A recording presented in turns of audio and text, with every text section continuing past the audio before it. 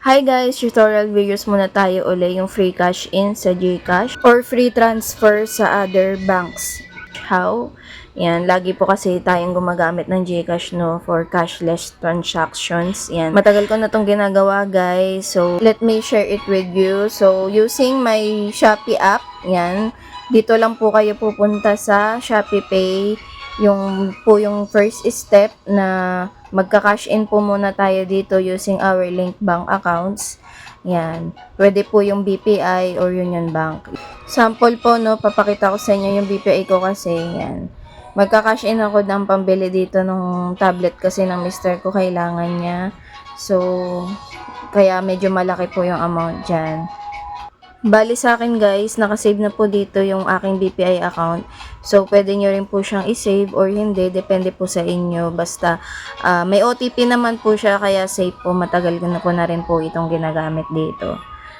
And then, after that, next step po kapag pumasok na siya sa Shopee Pay nyo, ayan po no. Pupunta naman po tayo dito sa ating Cbank. Ayan, kiklik nyo po yan. Bali, ilalagin nyo po yung inyong Cbank. Kung wala pa kayong Cbank, mag-create na po kayo. Dahil marami pong benefits ang Cbank. Like, previously po, no, meron akong voucher na nakuha using Cbank account. Partner rin po kasi ito ni Shopee. So, dito, bali, magka-cash in po tayo gamit po yung ating Shopee Pay. Yan. I-click nyo po yung Save to Cbank. Yan. Choose Shopee Pay. After that, enter nyo lang po yung amount na i-cash in nyo po sa GCash. Ayan. So, pag pumasok na siya dito sa ating Cbank app, ayan, saka nyo po i-click itong free transfer open Cbank app.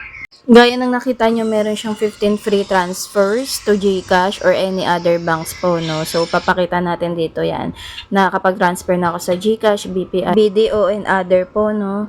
Yan, makikita nyo dyan kung saan siya pwede. May option po ng e-wallet or bank. Ito po yung GCash po, no? Dahil magka-cash in nga ako sa GCash. Ayan na po yun. May 15 free transfer na 13 na lang yung left sa akin, no? And every Monday po siya renew po. So, every week siya 15 free. So, malaking tulong to guys, no? Kasi 15 pesos or 25 pesos po yung fee rin, no? Kada cash in.